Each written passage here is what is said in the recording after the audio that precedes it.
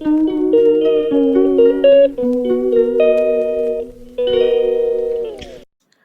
Friends, ಹೇಮರಗು ವ್ಲಾಗ್ಗೆ ಸ್ವಾಗತ ಸುಸ್ವಾಗತ. ಎಲ್ಲರೂ ಹೇಗಿದ್ದೀರಾ? ಐ ಹೋಪ್ ಎಲ್ಲರೂ ಚೆನ್ನಾಗಿದ್ದೀರಾ ಅಂದ್ಕೊಂಡಿದ್ದೀನಿ. ನಾನು ಕೂಡ ತುಂಬ ಚೆನ್ನಾಗಿದ್ದೀನಿ ಅಂತ ಹೇಳ್ತಾ, ಎಲ್ಲರಿಗೂ ಕೂಡ ಮೊದಲನೆಯದಾಗಿ ನಿಮ್ಮ ಕುಟುಂಬದವರಿಗೂ ನಿಮಗೂ ಕೂಡ ಸಂಕ್ರಾಂತಿ ಹಬ್ಬದ ಹಾರ್ದಿಕ ಶುಭಾಶಯಗಳು. ಹಾಗೆ ಎಲ್ಲರೂ ಕೂಡ ಎಳ್ಳು ಬೆಲ್ಲ ತಿಂದು ಒಳ್ಳೆ ಮಾತಾಡೋಣ, ಆರೋಗ್ಯವಾಗಿರೋಣ, ಎಲ್ಲರಿಗೂ ದೇವರ ಆರೋಗ್ಯ ಆಯಸ್ಕೊಟ್ಟು ಕಾಪಾಡಲಿ ಅಂತ ಕೇಳ್ಕೊತಾ ಇವತ್ತಿನ ವ್ಲಾಗ್ನ ನಾನು ಇದು 100 ಡೇಸ್ ಚಾಲೆಂಜಿಂಗ್ ವ್ಲಾಗಲ್ಲಿ ಇದು ಡೇ 10 ಆಗಿರುತ್ತೆ. ಹಾಗಾಗಿ ಎಲ್ಲರೂ ಕೂಡ ಪೂರ್ತಿ ವಿಡಿಯೋ ನೋಡಿ, ಎಲ್ಲೂ ಕೂಡ ಸ್ಕಿಪ್ ಮಾಡಿಬಿಡಿ ಅಂತ ಹೇಳ್ತಾ ಇವತ್ತಿನ ವಿಡಿಯೋನ ಸ್ಟಾರ್ಟ್ ಮಾಡ್ತಾಯಿದ್ದೀನಿ. ಮೊದಲನೇದೇನಪ್ಪ ಅಂದರೆ, ತೋರಣ ನಮ್ಮದು ಹಾಕಿ ಒಂದು 3 ಇಯರ್ಸ್ ಆಗಿತ್ತು. ಏನೋ ಗೊತ್ತಿಲ್ಲ, ಡೋರ್ ಕ್ಲೋಸ್ ಮಾಡಿದ್ರೆ ಸಾಕು ಯಾವುದೋ ಪಕ್ಷಿ ಬಂದು ಉದುರಿಸಿ ತುಂಬ ಭತ್ತೆಲ್ಲ ತೋರಣದಲ್ಲಿ ಕಡಿಮೆ ಆಗಿತ್ತು ಅಂತಲೇ ಹೇಳ್ಬೋದು. ತಿನ್ಕೊಂಡು ಹೊಂಟೋಗ್ಬಿಡ್ತಾ ಇತ್ತು. ನಾವು ಅದಕ್ಕೆ ಸ್ವಲ್ಪ ದಿನ ಬಿಟ್ಟು ಈಗ ಒಂದು 2 ಮಂತ್ ಬ್ಯಾಕು ಕುಕ್ಕೆ ಸುಬ್ರಹ್ಮಣ್ಯಗೆ ಹೋಗಿದ್ದಾಗ ಅದನ್ನು ಕೂಡ ಕುಕ್ಕೆ ಸುಬ್ರಹ್ಮಣ್ಯದಿಂದನೇ ತಂದಿದ್ದು, ಇದನ್ನು ಕೂಡ ಅಲ್ಲಿಂದನೇ ತಂದಿದ್ದು. ಹಂಗಾಗಿ ಹಬ್ಬಕ್ಕೆ ಹಾಕೋಣ, ನ್ಯೂ ಇಯರ್ಗೆ ಹಾಕೋಣ ಅಂದ್ಕೊಂಡು ಮರ್ತೋಯ್ತು. ಸರಿ, ಈಗ ಸಂಕ್ರಾಂತಿ ಹಬ್ಬಕ್ಕೆ ಹಾಕೋಣ ಅಂತ ಎಲ್ಲ ಬಾಗಿಲು ಕೂಡ ಕಡೆ ಎಲ್ಲ ಒರೆಸಿ, ಯಾಕಂದರೆ ತುಂಬ ಧೂಳು ಇರುತ್ತಲ್ವ, ಎಲ್ಲ ಕ್ಲೀನ್ ಮಾಡಿ ತೋರಣ ಹಾಕ್ತು. ತುಂಬ ಚೆನ್ನಾಗಿ ಕಾಣಿಸ್ತಾ ಇತ್ತು. ಮತ್ತು ಹಬ್ಬ ಇರೋದ್ರಿಂದ ಮನೇಲಿ ಕ್ಲೀನಿಂಗು ಕೆಲಸಗಳೆಲ್ಲ ಇದ್ದೇ ಇರುತ್ತೆ. ಮತ್ತು ನಾನು ಮಾಡೋಂಗಿರಲಿಲ್ಲ. ಹಂಗಾಗಿ ಅಪ್ಪ ಮಗ ಇಬ್ಬರು ಸೇರಿಕೊಂಡು ನನಗಿನ್ನ ತುಂಬ ಇನ್ನೂ ಚೆನ್ನಾಗೇ ಹಬ್ಬ ಸೆಲೆಬ್ರೇಟ್ ಮಾಡೋರು ಅಂತಲೇ ಹೇಳ್ಬೋದು. ಏಕೆಂದರೆ ನಾವೇನು ಈ ಸಲ ಹಬ್ಬ ಮಾಡೋಂಗಿರಲಿಲ್ಲ. ಆದ್ರೂ ದೇವ್ರ ಸಾಮಾನು ತೊಳೆದು ಅಪ್ಪ ಮಗನ ಇಬ್ಬರೇ ಸೇರಿಕೊಂಡು ಚೆನ್ನಾಗಿ ಮಾಡಿದ್ರು. ಅವಾಗ ಅನ್ನಿಸ್ತು, ನಾನು ಮಾಡೋದಕ್ಕಿಂತ ಇಬ್ಬರು ಅಪ್ಪ ಮಗ ಮಾಡಿದ್ದು ಇಷ್ಟು ಚೆನ್ನಾಗಿ ಮಾಡಿದ್ದಾರೆ ಅಂತಲೇ ಅನ್ನಿಸ್ತಾ ಇತ್ತು. ತುಂಬ ಚೆನ್ನಾಗಿ ಹೇಗೋ ಅವ್ರು ತಿಳಿದ ಮಟ್ಟಿಗೆ ಮಾಡಿದರು ಅಂತಲೇ ಹೇಳ್ಬೋದು. ಮತ್ತು ಇದು ವರ್ಷದ ಪ್ರಾರಂಭ ಅಂದರೆ ಕ್ಯಾಲೆಂಡರ್ ಪ್ರಕಾರ ವರ್ಷದ ಮೊದಲನೇ ಹಬ್ಬ. ನಮಗೇನಿದ್ರು ಯುಗಾದಿ ಹಬ್ಬನೇ, ಆದ್ರೂ ಇದು ಕ್ಯಾಲೆಂಡರ್ ಪ್ರಕಾರ ಹೋದರೆ ಇದು ವರ್ಷದ ಮೊದಲನೇ ಹಬ್ಬನೇ ಆಗಿರುತ್ತೆ. ಸಂಕ್ರಾಂತಿ ಅಂತ, ಸುಗ್ಗಿ ಹಬ್ಬ ಅಂತ ಹೇಳ್ತಾರೆ, ಮತ್ತು ಪೊಂಗಲ್ ಅಂತ ಕರೀತಾರೆ. ತುಂಬ ಅದ್ದೂರಿಯಾಗಿ ಹಬ್ಬಗಳನ್ನ ಇದು ರೈತರು ಕಿಚ್ಚಾಯಿಸೋದಿರ್ಬೋದು, ಇಲ್ಲಾಂದರೆ ಅವ್ರು ಬೆಳೆದ್ರೆ ಬೆಳೆ ರಾಶಿಗೆ ಪೂಜೆ ಮಾಡೋದಿರ್ಬೋದು. ಮತ್ತು ನಾವು ಈ ಕಡೆ ಆದರೆ ಎಳ್ಳು ಬೆಲ್ಲ ಎಲ್ಲ ಮಾಡಿ ಮನೆಗಳಿಗೆ ಹಂಚೋದಿರ್ಬೋದು, ಮಕ್ಕಳಿಗೆ ಎರಿಯೋದಿರ್ಬೋದು. ಅದರೆಲ್ಲ ಕೂಡ ತುಂಬ ಹಬ್ಬದ ಆಚರಣೆಗಳು ತುಂಬ ಚೆನ್ನಾಗಿರುತ್ತೆ ಅಂತಲೇ ಹೇಳ್ಬೋದು. ತುಂಬ ಚೆನ್ನಾಗೂ ಕೂಡ ಇರುತ್ತೆ. ಮತ್ತೇನೋ ಈ ಸಲ ಹೇಳ್ತಾಯಿದ್ರು, ಏನೋ ಗಂಡು ಮಕ್ಳಿಗೆ ಸ್ವಲ್ಪ ದೋಷ ಇರುತ್ತೆ ಅಂತ. ಹಾಗಾಗಿ ನಾನು ಸುಮ್ಮನೆ ತಿಳಿದ ಮಟ್ಟಿಗೆ ಕೆಂಪು ನೀರು ಆರತಿ ಮಾಡಿ ತೆಗೆದಾಕ್ತೆ ಸಂಜೆ ಆದಮೇಲೆ. ಈ ರೀತಿ ನಮ್ಮನೆ ಸಿಂಪಲ್ಲಾಗಿ ಎಳ್ಳು ಬೆಲ್ಲನೂ ಕೂಡ ಇಟ್ಟು ಪೂಜೆ ಮಾಡಿದ್ರು ಅಂತಲೇ ಹೇಳ್ಬೋದು. ನನಗಂತೂ ಏನು ಅನ್ನಿಸ್ತು ಅಂದರೆ, ನನಗಿನ್ನ ತುಂಬ ಚೆನ್ನಾಗಿ ಪೂಜೆ ಮಾಡಿದ್ರು.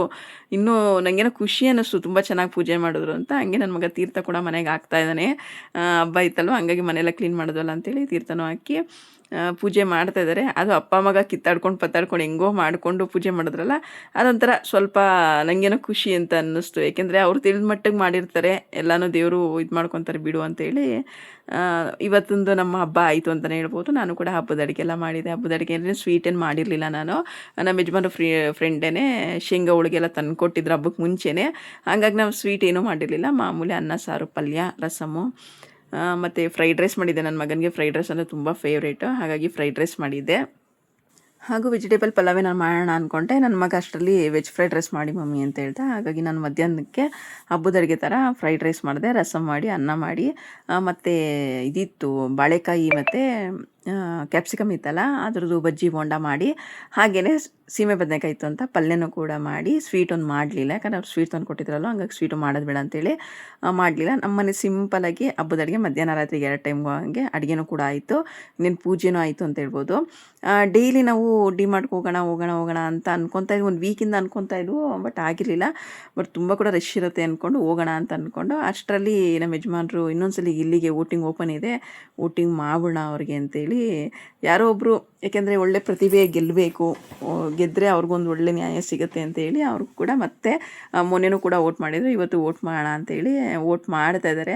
ಏಕೆಂದರೆ ಎಲ್ಲರೂ ತುಂಬ ಚೆನ್ನಾಗಿ ಆಡ್ತಾಯಿದ್ದಾರೆ, ಅವರು ಇವರು ಅಂತಲ್ಲ, ಬಟ್ ಆದ್ರೂ ಅವ್ರು ಇನ್ನೂ ಸ್ವಲ್ಪ ಜಾಸ್ತಿ ಚೆನ್ನಾಗಿ ಒಂದು ಮಾತುಕತೆಯಲ್ಲಿರ್ಬೋದು, ಎಲ್ಲದೂ ಕೂಡ ಚೆನ್ನಾಗಿ ಆಡ್ತಿದ್ದಾರೆ ಅಂತಲೇ ಹೇಳ್ಬೋದು.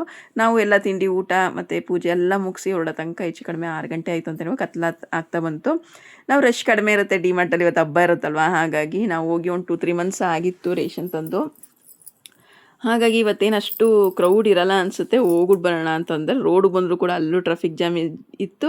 ಮತ್ತು ಡಿಮಾರ್ಟ್ಗೆ ಹೋದ್ರೆ ಅಲ್ಲೂ ಕೂಡ ರಶ್ ಇತ್ತು. ಎಲ್ಲಿಗೆ ಹೋದ್ರೂ ಯಾವತ್ತೂ ರೋಡಲ್ಲೂ ಜನಸಂಖ್ಯೆ ಕಮ್ಮಿ ಇರಲ್ಲ ಅನಿಸುತ್ತೆ. ಎಲ್ಲ ನಮ್ಮಂಗೆ ಯೋಚನೆ ಮಾಡ್ತಾರೆ ಅನಿಸುತ್ತೆ. ಇವತ್ತು ಹೋದರೆ ಸರಿ ಹೋಗುತ್ತೆ ಅಂತ ಅವರು ಬಂದಿರ್ತಾರೆ. ಡಿಮಾರ್ಟಲ್ಲೂ ಕೂಡ ತುಂಬ ಕ್ರೌಡ್ ಇತ್ತು. ನಾನು ಒಳಗಡೆ ವೀಡಿಯೋ ಮಾಡ್ಕೊಳಕ್ಕಾಗಲಿಲ್ಲ. ಮತ್ತು ರೋಡಲ್ಲೂ ಕೂಡ ತುಂಬ ಟ್ರಾಫಿಕ್ ಇತ್ತು. ನಾವು ಅಲ್ಲಿಂದ ಡಿಮಾರ್ಟ್ಗೆ ಹೋಗೋ ತನಕ ಸ್ವಲ್ಪ ಟೈಮ್ ತೊಗೊಂತು. ಹಂಗೂ ಹಿಂಗೂ ಬಂದು ಆ ರಶಲ್ಲಿ ಕೂಡ ಸ್ವಲ್ಪ ಎಲ್ಲರೂ ನಮ್ಗೆ ಏನೇನು ಬೇಕೋ ಐಟಮು ಮೇನ್ ಇಂಪಾರ್ಟೆಂಟು ಎಲ್ಲ ತೊಗೊಂಡು ಪ್ಯಾಕ್ ಮಾಡಿಕೊಂಡು ಬಂದ್ವಿ. ನಾವೇನೋ ಅನ್ಕೊಂಬಂದಿರ್ತೀವಿ, ಇಷ್ಟು ಸಾಕು ಅಷ್ಟು ಸಾಕು ಒಂದು ಟಾರ್ಗೆಟ್ ಇಟ್ಕೊಂಡು ಒಂದೇನೋ ಲಿಸ್ಟ್ ಮಾಡ್ಕೊಂಬಂದಿರ್ತೀವಿ.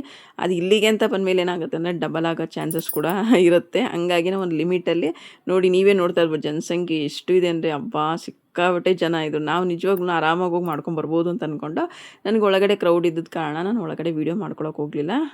ಹೊರಗಡೆನೇ ಬಂದು ಎಲ್ಲ ಪ್ಯಾಕ್ ಮಾಡಿಕೊಂಡು ಡಿಕ್ಕಿಲಿ ಇಟ್ಕೊಂಡು ಅಲ್ಲಿಗೆ ಹೋದರೆ ನಮ್ಮ ಯಜಮಾನ ಪಾಪ್ಕಾರ್ನ್ ತಿನ್ನಬೇಕು ಅಂತಾರೆ, ನಾನು ಐಸ್ ಕ್ರೀಮ್ ತಿನ್ನಬೇಕು ಅಂತೀನಿ. ನನ್ನ ಮಗನಿಗೆ ಯಾವ್ದು ಕೊಡಿಸಿದ್ರು ಪರವಾಗಿಲ್ಲ, ಅವನು ಪಾಪ್ಕಾರ್ನ ತಿಂತಿದ್ದ, ಐಸ್ ಕ್ರೀಮು ತಿಂತಿದ್ದ. ಆ ಚಳಿಲೂ ಕೂಡ ಏನೋ ಒಂಥರ ಅಲ್ಲಿ ಐಸ್ ಕ್ರೀಮ್ ತಿಂದರೆ ತುಂಬ ಖುಷಿಯಾಗುತ್ತೆ. ಅಷ್ಟರಲ್ಲಿ ಆರ್ ಆರ್ ನಗರದಲ್ಲಿ ಅವರೇ ಬೇಳೆ ಮೇಳ ನಡೀತಾ ಇದೆ, ಮತ್ತು ಸಂಕ್ರಾಂತಿ ಹಬ್ಬದ್ದು ಸ್ಪೆಷಲ್ ಇದು ಪ್ರೋಗ್ರಾಮ್ ಎಲ್ಲ ನಡೀತಾ ಇದೆ ಅಂತ ತೋರಿಸ್ತಾನೆ ಇದ್ರಲ್ಲ. ಹಂಗಾಗಿ ಅಲ್ಲಿಗೆ ಹೋಗ್ಬಿಡ್ಬೋಣ, ಯಾಕಂದ್ರೆ ನಮ್ಗೆ ನಿಯರ್ ಆಗುತ್ತಲ್ವ. ಹಾಗಾಗಿ ಡಿ ಮಾರ್ಟಿಂದ ನಾವು ಡೈರೆಕ್ಟಾಗಿ ಇಲ್ಲಿಗೆ ಬಂದ್ವಿ, ಅವರೇ ಬೇಳೆ ಮೇಳಕ್ಕೆ ಬಂದ್ವಿ. ತುಂಬ ಚೆನ್ನಾಗಿ ನಡೀತಾಯಿತ್ತು. ಹಾಡುಗಳು ಹಾಕಿದ್ರು, ಮತ್ತು ಈ ಥರ ಬಟ್ಟೆಗಳದ್ದು ತಿಂಡಿಗಳದ್ದು ಎಲ್ಲ ಸ್ಟಾಲ್ಗಳಿತ್ತು. ನೋಡಲಿಕ್ಕೂ ಎರಡು ಕಣ್ಣು ಸಾಲದಷ್ಟು ಚೆನ್ನಾಗಿತ್ತು. ನಾನು ಒಂದು ಸರ ತೊಗೊಂಡೆ, ನಂಗೆ ತುಂಬ ಇಷ್ಟ ಆಯಿತು. ಸಿಂಗಲ್ ಚೈನ್ ಒಂದು ಸರ ತೊಗೊಂಡೆ. ಅದು ಮುಗಿಸ್ಕೊಂಡು ಇಲ್ಲಿ ಹಾಡುಗಳಾಗ್ತಿತ್ತಲ್ಲ, ಅದು ನೋಡ್ತಾ ಇದ್ದೀನಿ, ನೀವು ಕೂಡ ನೋಡ್ಕೊಂಬರ್ಬೋದು.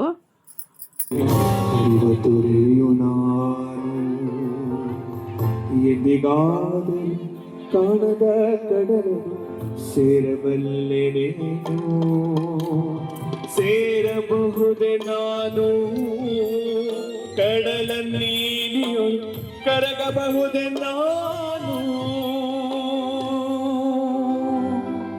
ಕರಗಬಹುದೆ ನಾನು.